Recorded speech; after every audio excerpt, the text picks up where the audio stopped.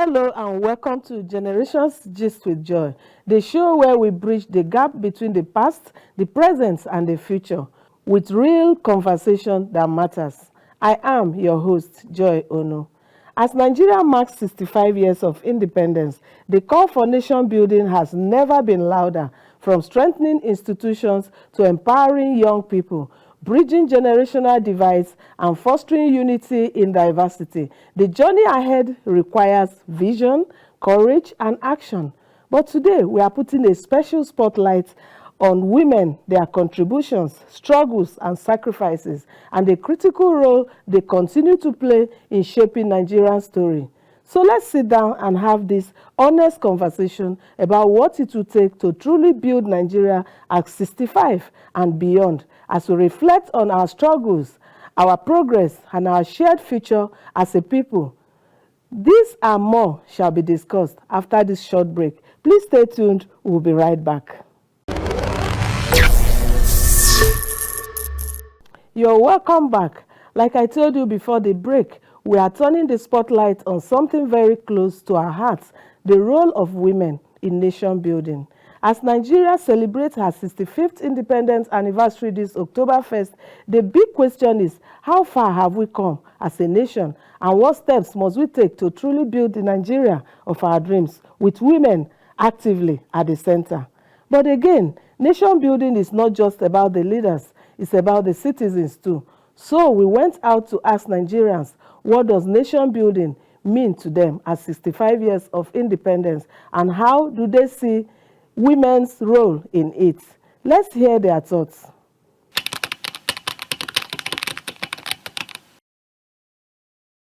What we are passing through is really difficult, because now we don't, especially we are talking about fuel issue. The fuel is too high, and the what food price is too high. So we can't afford what to eat again, and even the price of transport we are entering to town, go and come back is too much. My take in Nigeria 65 is that Nigeria is not really doing well the way we individuals expected. We are happy that Nigeria is 65 years happy independence. Nigeria. All what we are seeing in this country, well, it's not favoring us at all. We want our country to be a best country. We have a lot of things that can make us to be a good Nigeria, but we are suffering, which is not supposed to be. As a young lady, I would say if Nigeria could bring more opportunities, not just for me, but for many youths that are rising, that if there were more opportunities in the country for us, it would be better.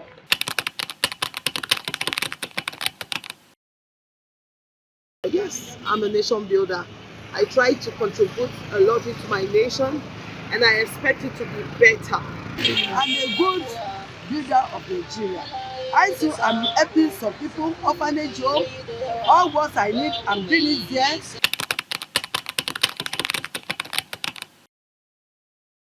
The role of the women is that less women gather themselves and pray for this country, because I believe say God hears the cry of women more than the men. If only women can be given opportunity to take the very significant positions in the government, I think the nation will be better. If there were more women incorporated in our government system, there would be more changes. I feel like both genders would have roles in building the nation up together. Those were powerful voices of everyday Nigerians, full of passion, frustration, and hope for a greater Nigeria. But the big question remains, how do we turn these sentiments into a real solution for our country? And how do we empower more women to be at the heart of that transformation? To help us reflect on this, I sat down with someone whose work and voice have become a rallying point for justice, service, and the defense of human rights. She's a seasoned lawyer, mediator, and arbitrator, A passionate advocate for women and children, she has led groundbreaking efforts in family law, gender justice, and the fight against sexual gender-based violence. Today, she leads the International Federation of Women Lawyers, FIDA Abuja Branch, where she works tirelessly to give vulnerable women and children access to justice. Please join me in this special independence conversation with Barrister Chioma Onyenucheya-Uko, Chairperson of FIDA Abuja Branch. You are welcome to Generations Gist, Barrister Chioma Onyenucheya-Uko. This name, I don't think I hope I'm not murdering the name. No, you got it. Onyenucheya-Uko, You're welcome on Generations Gist. We're glad to have you here. And this is independence season. Nigeria is 65 years. And from your perspective as a lawyer and an advocate, what do you think, or what is your take on Nigeria at 65? What progress has it made so far?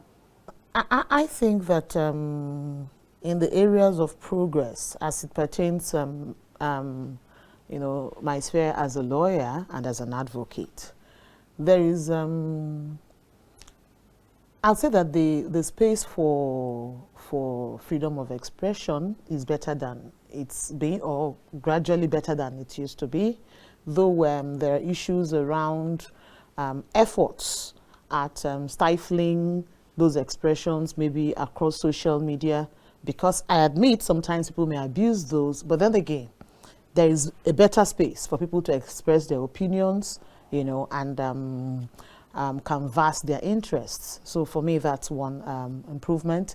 Then again, access to justice is also better improved, both with support from international entities, donor agencies, and of course the Nigerian government, with the judiciary doing a lot in that regard, to see that persons who are maybe awaiting trials, or persons who are in contact with the criminal justice system are getting easier access to having a day in court, and also maybe in our correctional services, particularly in the FCT. And I need to mention this. The CJ of the FCT has increasingly made it easier for persons in correctional centers to get expedited or some sort of accelerated interventions in their matters to determine their fate one way or the other.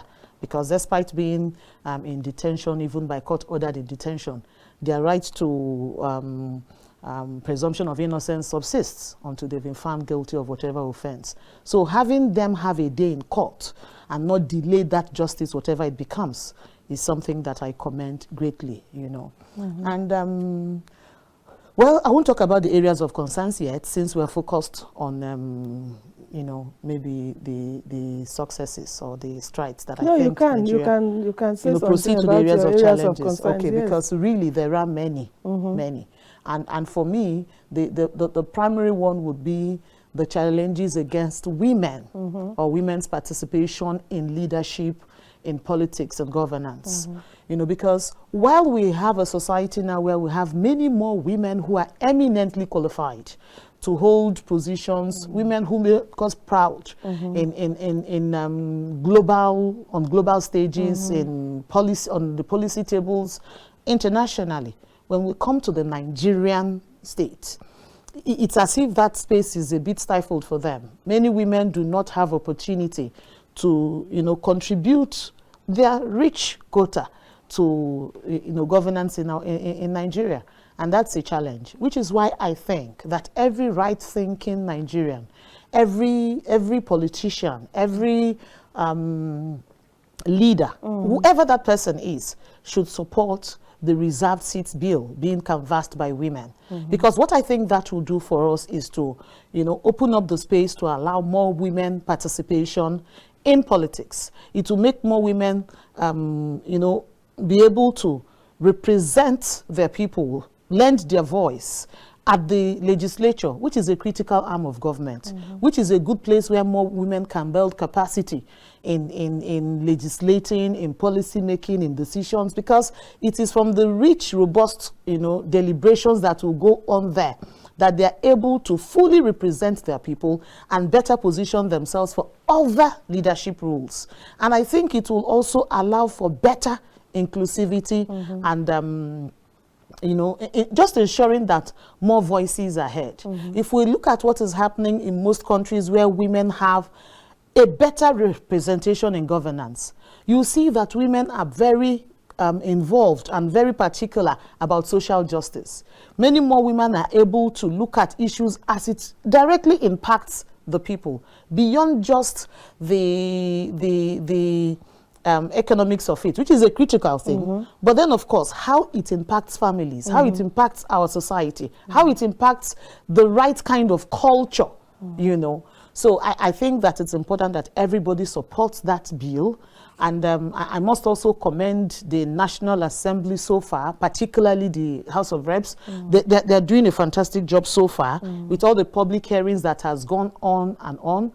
But it's about time that we now look at ensuring that when it's time for them to now vote on it, and then when it goes to the states, that we get the necessary numbers to ensure that that is slotted in our constitution. You know, that's because of amendment. Yes, that reserved seats for women specifically.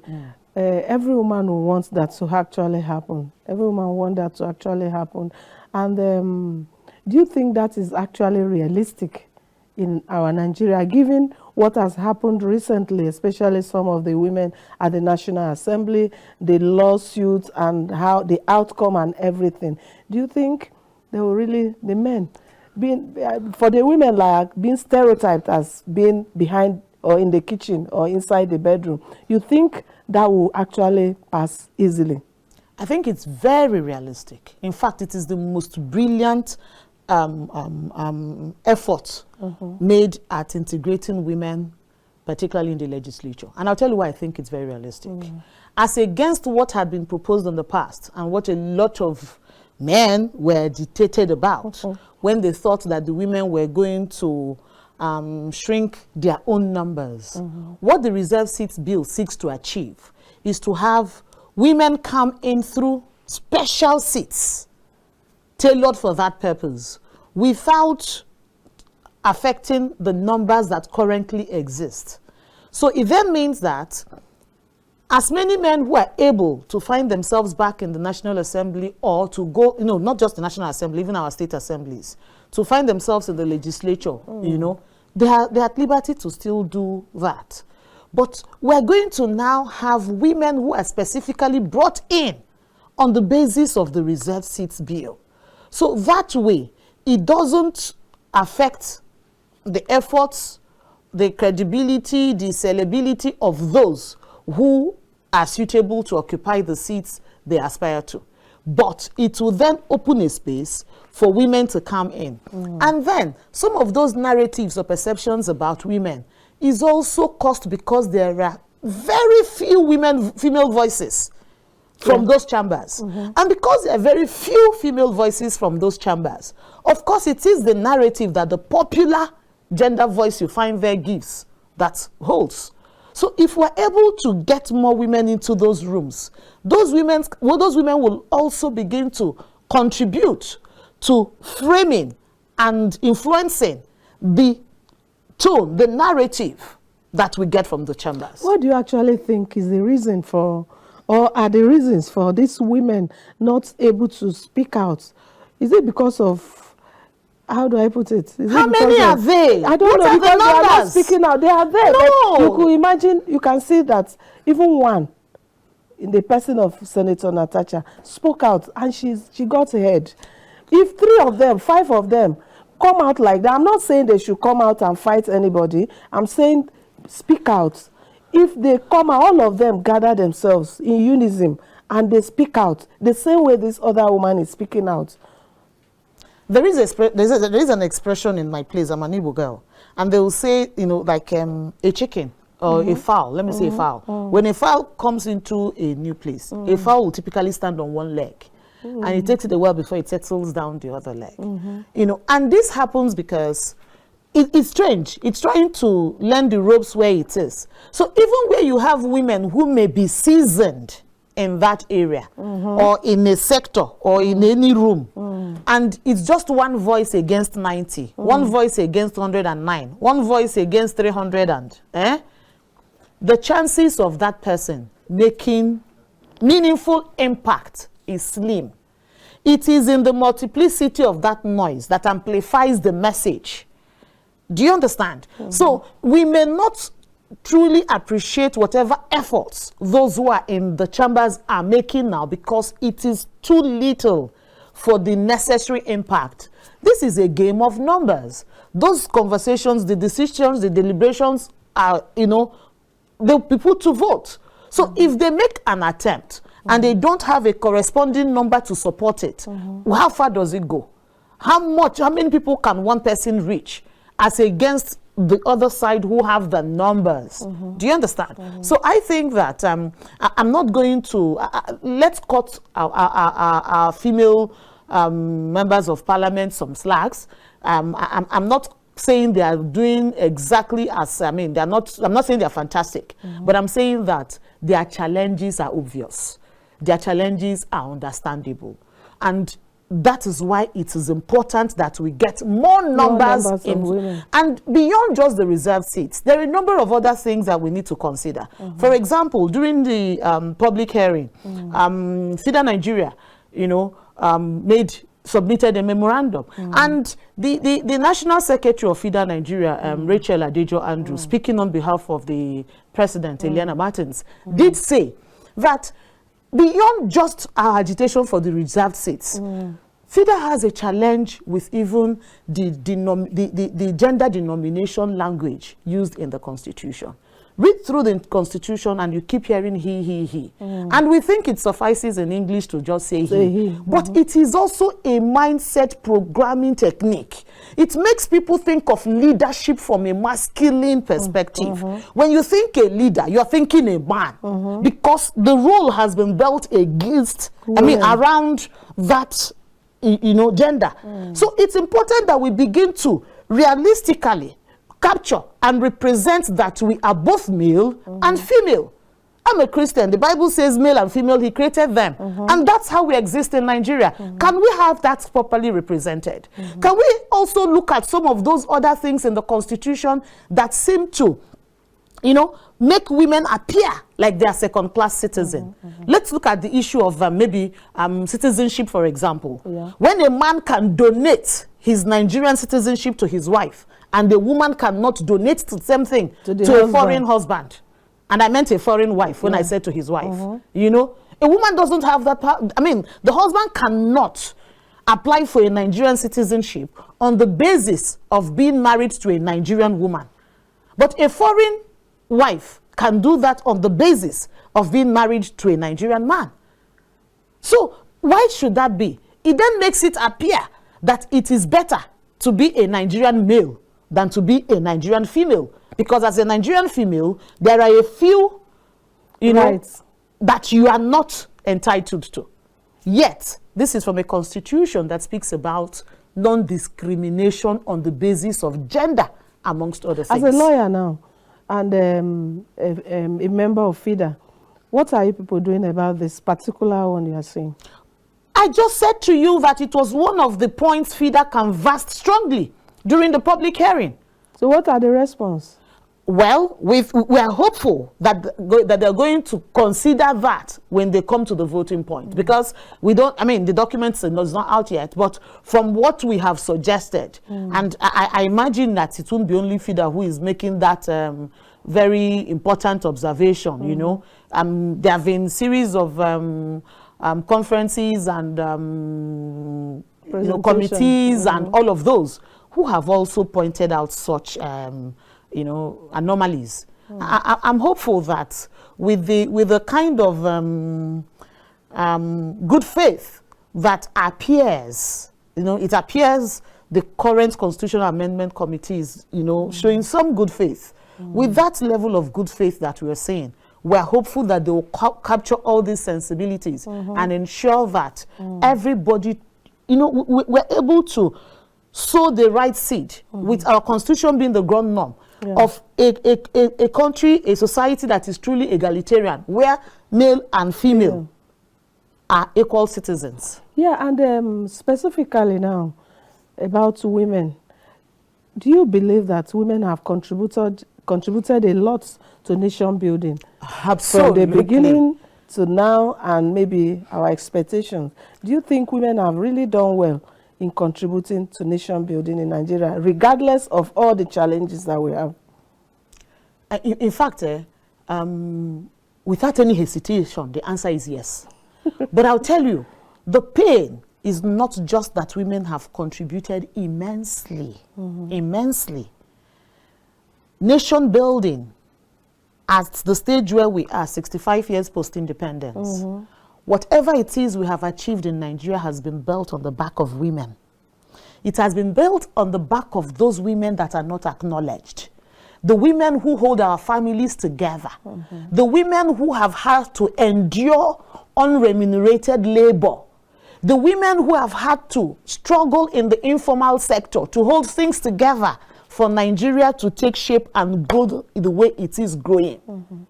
It is the women who have been shut out and not allowed expression to lend voice to the opportunities they see, to bring the potentials they have to the table. It is at their expense that the Nigerian nation has been built and is being built. Women have brought enormous contribution to nation building in Nigeria. And it's about time that we begin to harness those, the numbers of women we have, the strength they carry, the tenacity they bring to bear, the profound capacities that they have. It's about time to begin to acknowledge those, to harness them, and ensure that we have a nation that truly grows at the pace that it has potential to.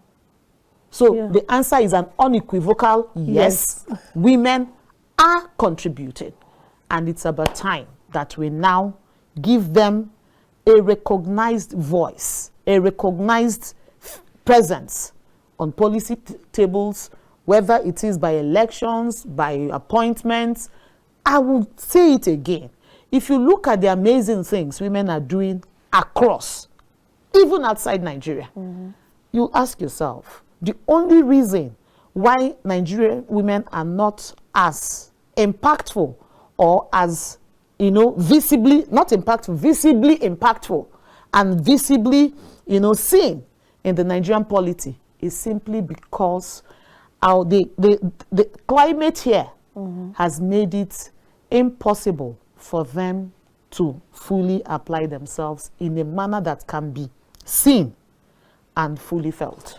In your advocate pushing, this thing you are saying is very easy, sounds well, and is realistic, very realistic, but sometimes pushed to the floor. True. Yes, and again, there's this cultural attachment to it. True. For example, in the states, rural areas, where we have from councillors to local government chairman to governorship, rarely you see a woman that is giving that support, even by women themselves. Like I used to hear recently, women supporting women.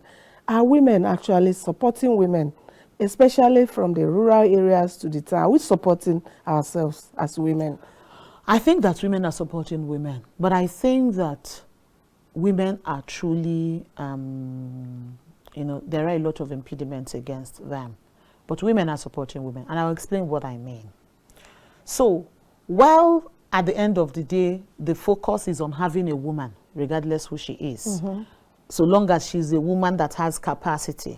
We're not talking tokenism here. We're talking women, who has earned or who, merit whatever position it is they aspire to. Okay, so we have a lot of women who have shown capacity and who can bring that to bear on the table. But then again, you find that when it comes to politics or governance or leadership, sometimes the women who come as women are women who are candidates of the men. You may find a woman who, though biologically female, is in mindset and in orientation not quite a woman. Yes. And then when you expect women to rally behind a woman, who doesn't appear to know them, who doesn't appear to identify with them, who doesn't appear to be the one who can speak their language, Okay. or, understand their pains, their challenges, who may not be able to make the difference or even, tackle the issues that truly bother them, it may then become unfair to say women are not supporting women. Okay. Because we need to sometimes lift the veil to understand if that person is female. Sometimes there are those challenges. But then again, it's better a female who is not, fully in orientation to so be, because there are certain things that are even just natural in a manner of speaking. So she may still be closer in understanding than a man who hasn't had an opportunity at all. Yeah. So I think women support women, but these are some of the reasons why we may not see the level of support that is needed, to make those women I will also say win the positions perhaps they seek. could it be also the finance, because the men, especially in politics, who comes out to contest or for elective positions, most of them, they have a lot of money. Of course, and yes. that is not accessible to a lot of women. True. Perhaps. That's one of the reasons, which is why I spoke about being candidates of the men. So they are candidates of the men because the men are the godfathers. They are the sponsors. They're the money bags. They're the ones who will fund whatever needs to be funded. So I think it's about time we begin to build a critical mass of women who are willing to each pitch in their 10 kobo to galvanize the kind of purse necessary to push a political vision. Exactly. Because if we don't do that, we will only have the men dictating who gets what, because you cannot, there is no way you are thinking politics without fund. It is impossible. Exactly. Not in our society. I agree that fund has a role. It plays a very, very important role that impacts outcomes on how these things go. It's one of the challenges women have. Okay, a lot. Then before we come back to that again, the judiciary is always called, it's often called the last hope of the common man.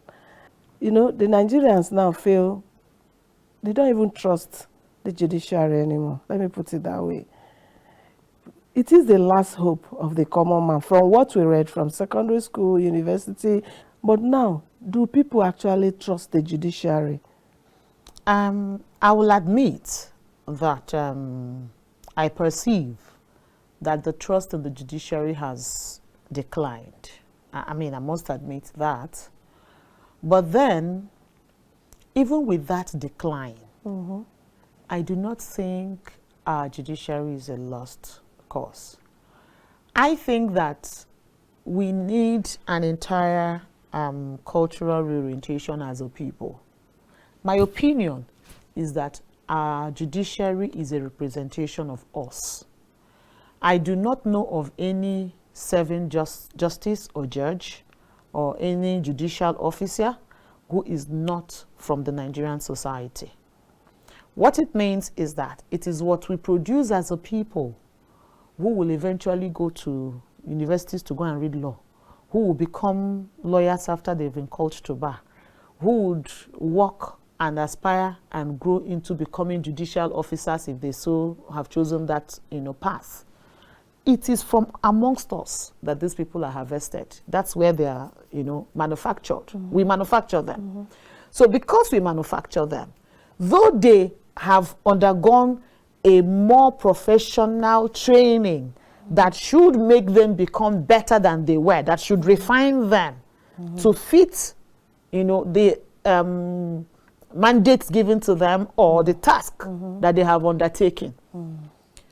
We still cannot remove the influence of environment, the influence of culture, the influence of socialization, or on whom they become. We are a people that need to retrain ourselves bottom up. We'll come back to that after this short break. We'll be right back. Please stay tuned. You're welcome back. Chioma, Yes. Yeah, we're talking about the judiciary as the last hope of the common man. Yes. And you were giving an insight into that. Would you like to still continue on that? Oh, sure, yes. Yeah. So I think that there is room for improvement in our judiciary, granted. But then we as a people need to also, understand the role we play in the institutions we have. Yes. The nature, the condition, the quality of institutions we have is also sometimes a function of the people we are. So by the time, I think it's important that maybe the selection process of the persons who make it to the judiciary. And then also, before now, there used to be a better insulation, so to speak, of that institution from the influence of the public. But the lines are so blurred now, everybody is with everybody, everybody socializes with everybody, and we may think it doesn't matter. It sometimes matters, because it is also sometimes in that familiarity that contempt is brewed.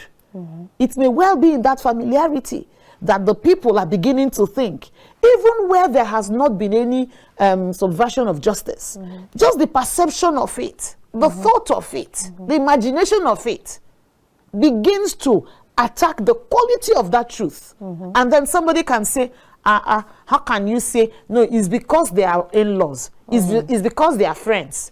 Have you forgotten that both of them attended the same party together last year? That is said always also about governance.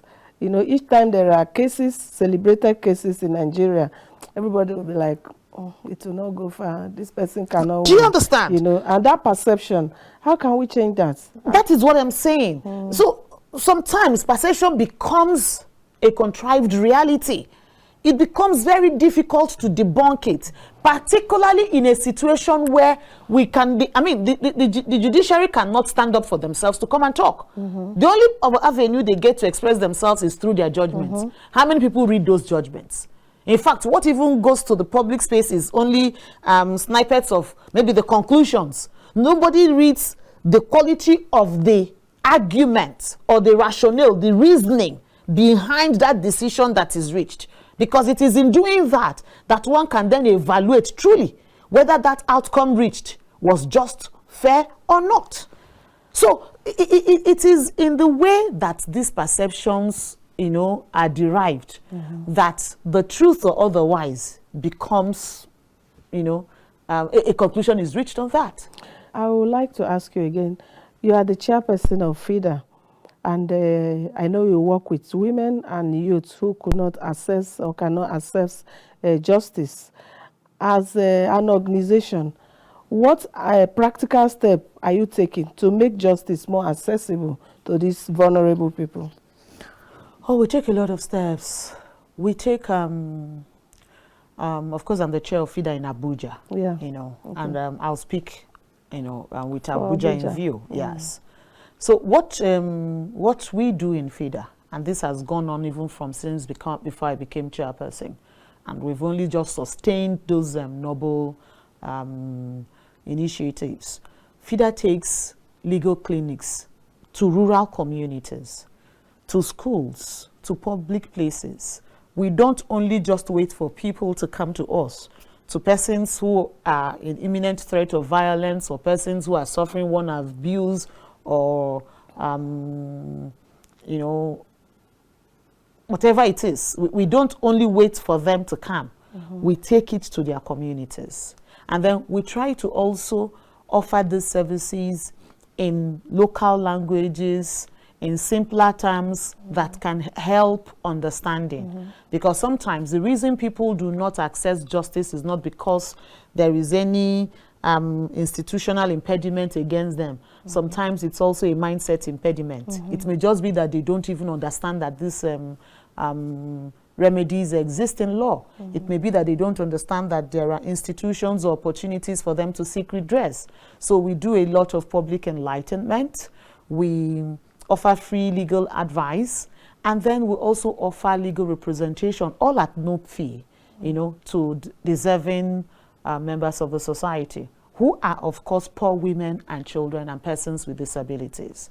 So we understand that not everybody can afford legal services, and we think it is unfair for a person to be deprived justice just because they can't afford it. And if we're looking to, uphold the constitutional provision of the right to the dignity of the human person, this is the least we can do to ensure that the dignity of all persons, regardless of their economic status, is upheld at all times. So we do that. And then I had earlier spoken about access to justice, particularly within the criminal law sector.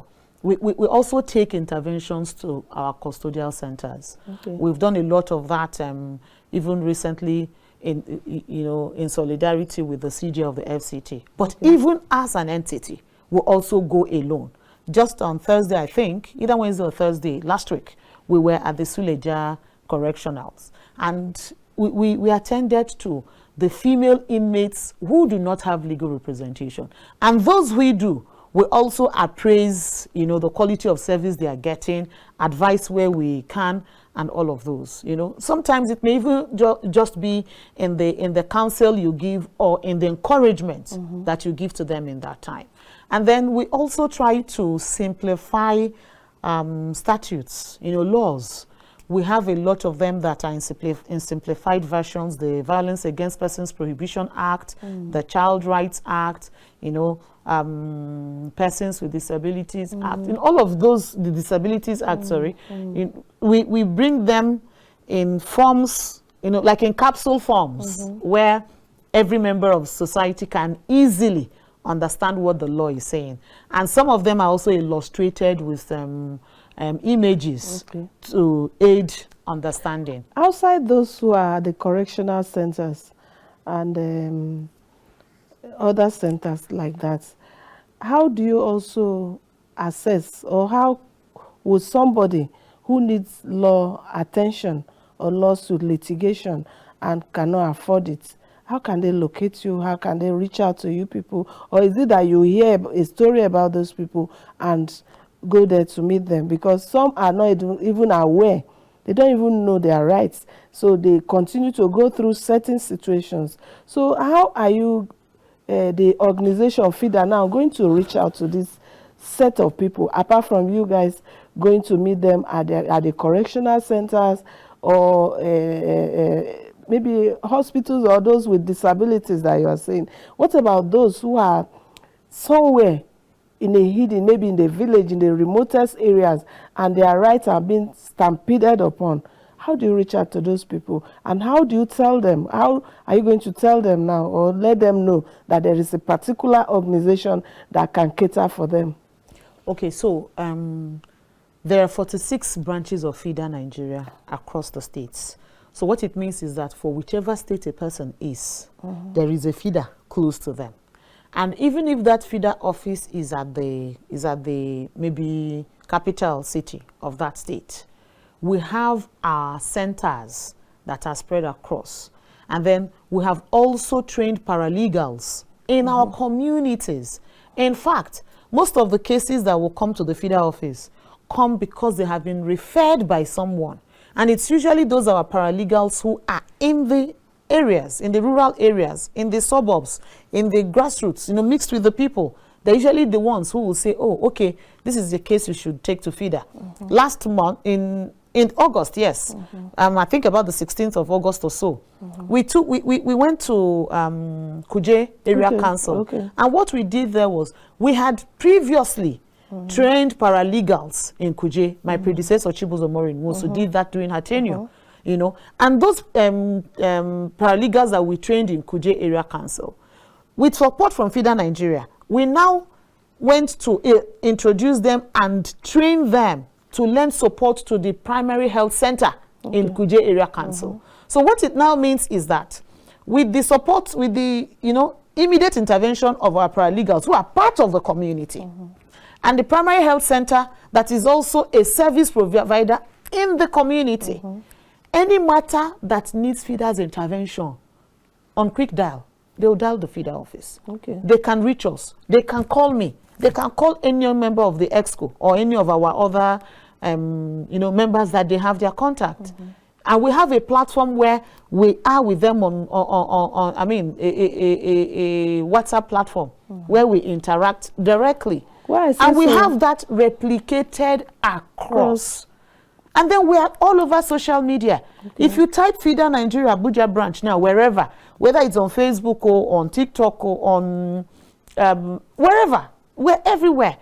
And then our website is there, the FIDA Nigeria website is there, where the contact of all FIDA branches is also. Yeah, what I'm saying is maybe you need a lot more sensitization for those who cannot even access the social media, like you said, and really needs you. So perhaps you are doing very well, and I hope that you do better by trying to reach out and maybe speak their language, you know, through sensitization. And beyond access, how can women in the legal profession help rebuild trust in the courts?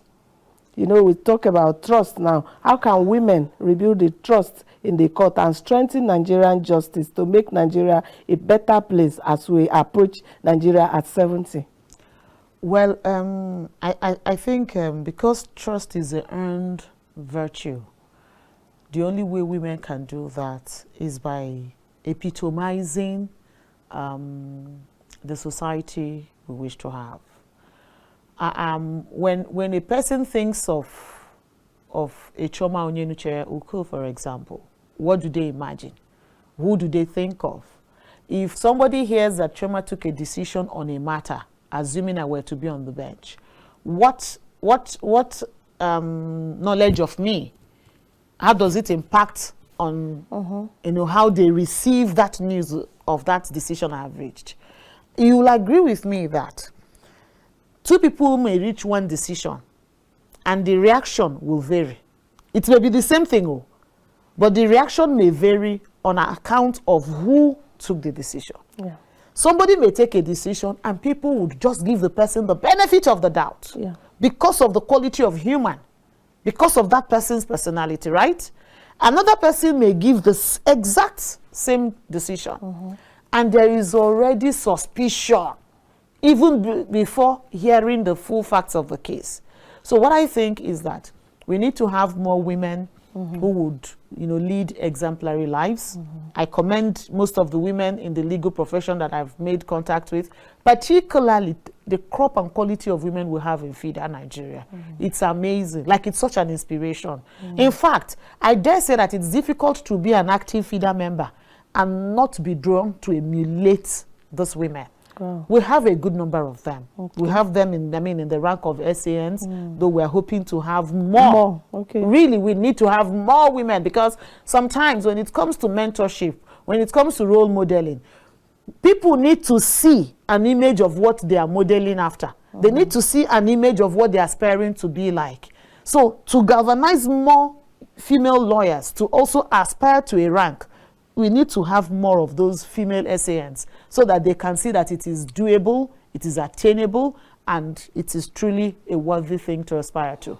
So I think that so far, particularly of the FIDA crop of women that I've encountered, we have women who are, leading by that desired example. And I think that as that number widens and improves, I'm very hopeful that it will impact, the quality of society that we seek talking to about have. mentorship that you just said, Nigerian youth needs this mentorship. Sure. And they've been described as the backbone of the nation, the leaders of tomorrow. From your legal advocacy experience, even as a woman, how true is this? As Nigerian the leaders youths. of tomorrow, the youths, yes. Do you believe that they are the leaders of tomorrow, given all you think you know about the Nigerian youth and what they need, or the support they need, or the mentorship? Well, they truly are the leaders of tomorrow. The challenge is the quality of leaders they are going to be, and also the kind of tomorrow that we'll be faced with. On the good side, on the positive side, I see a lot of industry amongst our youth. I see that many of them are becoming innovative. In fact, I admire the diversity of skills that abounds now as against what it used to be. So I commend the innovation that is driving all of those, that versatility, as it were. We have young people who are now, building careers, earning incomes from things that were previously perceived as mundane.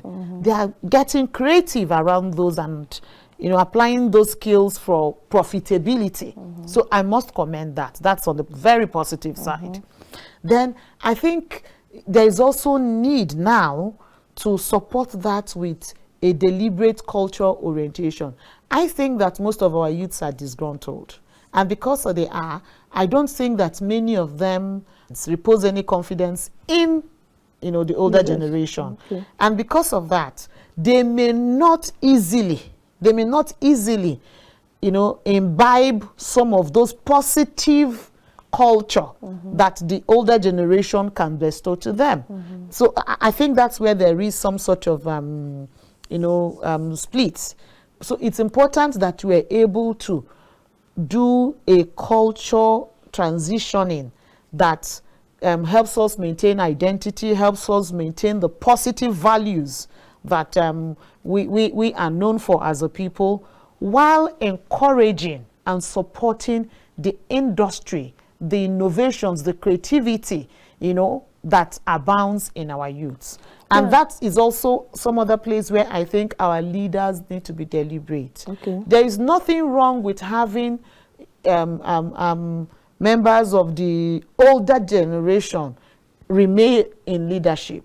But we should also begin to plan some sort of transitioning that makes the older ones, leave the stage gradually while introducing the younger ones. We have too many older politicians, particularly, who want to be the ones at the helm per time. And if they remain at the helm until they are near to the grave, where then is the place for handing over the baton and lending guidance from the back to the young ones? Yeah, that is well said. That is well said. Again, another is it a challenge? I don't think so. Is the diversity, the Nigerian diversity, which is what strengthens Nigeria. We are diversified in tribal, religion, and all of these things. Now, from your perspective, how can we turn this diversity into national strength? Because the diversity seems to be dividing us instead of bringing us together. For a greater Nigerian national I wish greatness. it were possible. I don't know, this may just be wishful thinking. I wish it were possible to just pack all politicians and encamp them for a kind of retreat where they are. I mean, this may just be wishful thinking. Please say it. There needs to be a proper orientation. Sensitizing. Like a mindset reset. Okay. You know what our politicians do? They are our greatest problem. Outside of politics, even religion will not pose a problem. Tribe, tongues, all of those things won't pose a problem. They only pose a problem when politics comes in issue. Whether I'm Christian or Muslim, I interact as well with my other friends and neighbors who are of the other, sects or religion. We have no problem. In fact, we celebrate with one another during our different festivities. I'm a Christian. I don't miss salaram because my Muslim friends ensure that I always get a good supply of salaram. And when it's Christmas and whatever else, I return the gesture. We celebrate together. But when it comes to politics, it is the politicians, for their selfish interest, who will store the embers of those diversity and then turn them into something that divides us. something divisive, instead of something to strengthen. So we must get to the point where our politicians need to realize that whatever immediate benefits they get, maybe because it secures their clinching a seat, and then that becomes a justification to the very dangerous trend that they continue to push us into. It is a very short-lived victory. It is Pyrrhic. It is not a victory anybody should perceive as worth the price. As a woman now, what do you think should actually be done in this case? Because I guess it is actually going out of hand. That's my belief. I think so, yes, too. That's my belief. And there's quota system. This person must come from here. This person must come from here, and all those things. Should it be based on quota system, or should it be based on capability? So, quota system, we are well defined. Where agreed and well defined is not bad. What quota system does is that it helps in equitable inclusion. So quota system is not bad. The challenge now then is that even where there is quota system, people who enjoy an advantage refuse to acknowledge the challenges or the deprivation of those who don't share in that advantage they enjoy. We are sometimes a selfish people. So, of course, again, where there is no quota ascribed, it becomes difficult to agitate for it, because in agitating for it, you may then, seclude persons who legitimately qualify on the basis of merit, which is also a candid, like a valid qualification process. So there needs to be a clear delineation of what those quotas are. What are the, what lens? Is it quota on the basis of gender? Is it quota on the basis of religion? Is it quota on the basis of tribe? On the basis of indigenship? What is the basis of that quota? And when that happens, it must be fairly spread. It must be fairly spread. Because when you also look at it, assuming there is a quota now on the basis of states, you will still find that in some states, it's only persons from a particular area who continue to. Do you understand? So is there an agreed rotation that is happening? So those are some of the, it may be unending, but then again, once we're able to adopt something that is... Because of time, let us touch on one or two this All thing. right. Women are known to be peacemakers. Briefly now, Yes. How do you think women can be supported for nation building? Create more space for women To build peace in this country. Yes. It's all towards peace. Because there is also no sustainable peace on the altar of injustice. You can't, it's not possible. So to create the justice that will drive peace, we need to have more women on the policy tables. We need to have more women in governance, in leadership roles. And then when that happens, the maternal disposition that women bring to bear, the sobriety, the temperance that women bring to bear will also impact in whatever process, that they are involved in towards ensuring that we have better peace. You see, the men, I don't know, I think the men are mostly the ones who are fighting over most of these things. So for the women, we don't have, there are not too many things we bother about. Yes, maybe we want to look beautiful and wear our handbags and carry our handbags and wear our fine clothes. But those are not, they're not difficult issues, right? So women are the ones who enjoy more conviviality amongst themselves. We are each other's sisters, one another's sisters. And when you have more women on the table, more women hold leadership roles, they will influence that culture in the society. Okay, if you had to choose what key reform should Nigeria urgently adopt to build a stronger, fairer nation, what should that be? I come again. More women on the table.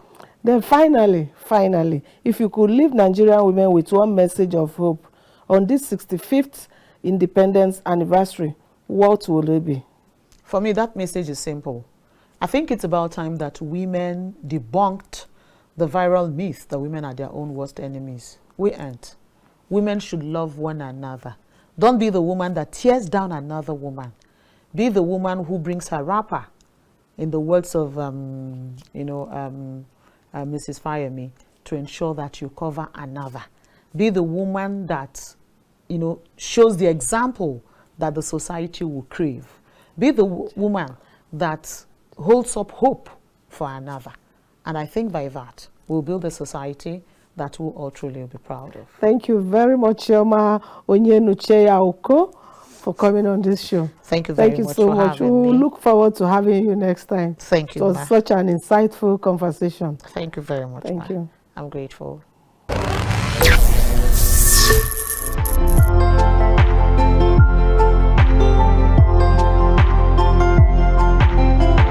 Many thanks to Barrister Chioma Onyenucheya-Uko for that insightful conversation. As we celebrate Nigeria at 65, let's remember our independence was won with courage, but our future will be built with commitment, unity, and action.